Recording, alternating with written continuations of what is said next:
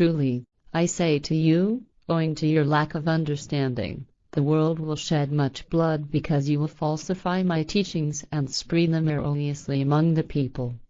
You will be to blame for the deaths of many people, as well as for the origin of a false name for me and for the evil insult of calling me the Son of God, and calling God creation itself. But you are still under the grace of my long-suffering patience, so you can still measurably improve upon your irrationality.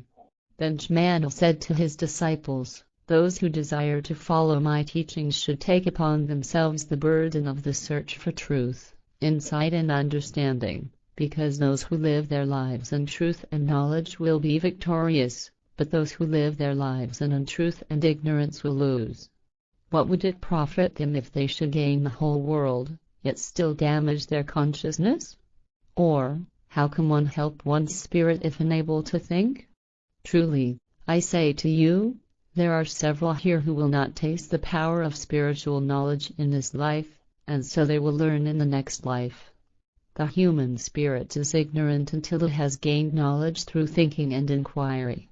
The spirit of a person is not a human product but is a part of creation given to humans. It must be made knowledgeable and perfected, so that it proceeds to become one with creation, since creation, too, lives in constant growth. Creation is timeless, and so is the human spirit.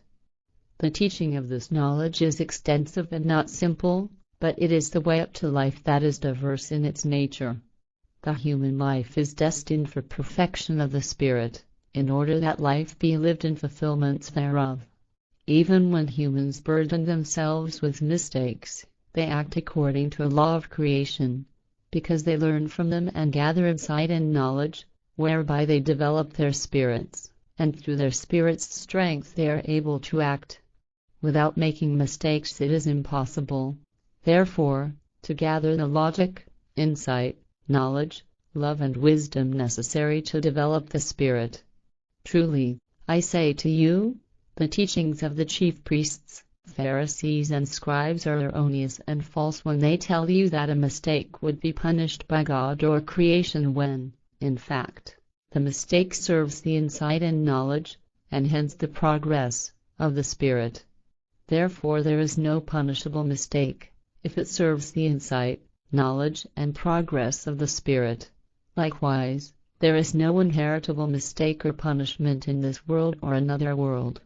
Punishment of such a mistake would contradict all the laws of nature and thus all the laws of creation. When one makes a mistake that serves the insight, knowledge, and progress of the spirit, there is no punishment, neither in this life nor in any subsequent life.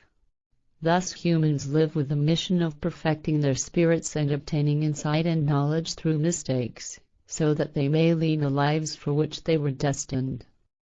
Humans, however, neither learn consistently nor in accordance with the greatness of their spirit, which is guided by the laws of creation and introduced to situations that must sequentially ensue, for they are destined. Thus humans mislead their consciousness, their thinking, feeling and actions. They burden themselves with guilt and expose their inner selves to attacks from outside forces. In this manner the power of consciousness of others affects the life of the individual, for better or worse. Because humans at this time are beginning to think and perceive, they are in need of the teachings. Thus the prophets have been sent by the celestial sons to teach humankind about the true laws of creation and the knowledge regarding life. But the people are still ignorant and addicted to the false laws of the chief priests and distorters of the scriptures. Consequently, they do not recognize the new teachings as truth.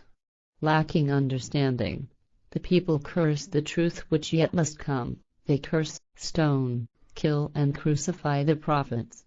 But since the teachings of the truth must be brought to the people, the prophets have to bear great burdens and suffering under the curse of the people. Just as they persecuted many prophets, they are now after my life. The prophecy of the inexorable destiny says that it shall come true for me, insofar that I, an innocent man, will be declared guilty. However, It will not come to pass that I am killed, but while in a state of near death, I will be considered dead for 3 days and 3 nights. I will be placed in a rock tomb, so that the sign of Jonah will be fulfilled. My friends from faraway India, who are well versed in the art of healing, will be my caretakers and will help me flee from the tomb on the 3rd day, so that I then may finish my mission among the people of India. It shall come to pass that I will attain a certain insight, increase my knowledge and generate a new strength in spirit and consciousness. Chapter 19. The nature of child's thinking. It came to pass that the disciples stepped up to Jmmanuel and asked, "Who is the greatest in spirit?" Jmmanuel called a child to him, placed the youth in their midst, and spoke, "Truly, I say to you, unless you change and become like the children, you will not become great in spirit.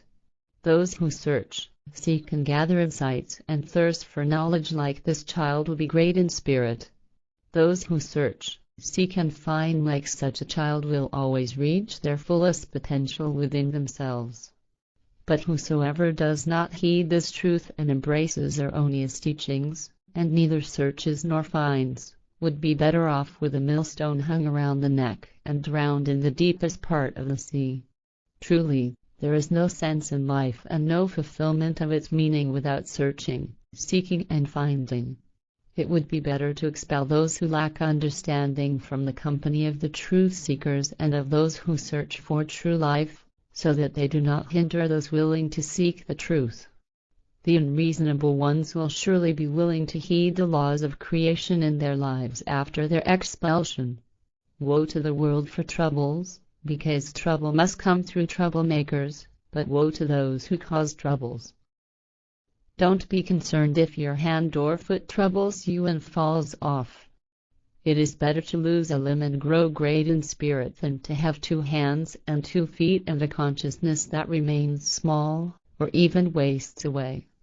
Don't be concerned if an eye troubles you and becomes blind. It is better for you to see the laws of creation in the power of your spirit and consciousness than to have 2 eyes and yet be spiritually blind in consciousness. See to it that you are not one of those who is sound in body but sick and lacking in consciousness. The errors of your neighbor. Search for the meaning and truth in my teachings. Since I am human like you, I, too, have had to search and perceive.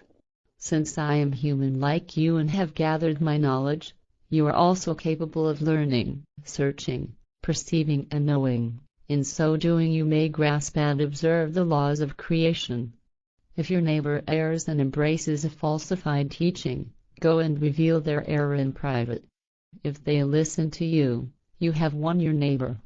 If your neighbor does not listen and continues to be enslaved by a lack of understanding, leave that person be, for they are not worthy of your teaching, once you have done everything possible. It is better to let an unreasonable person walk on the path of misery than to bring confusion to one's own consciousness. Truly I say to you, the heavens will collapse before an unreasonable person can be taught reason. Therefore, beware of such persons.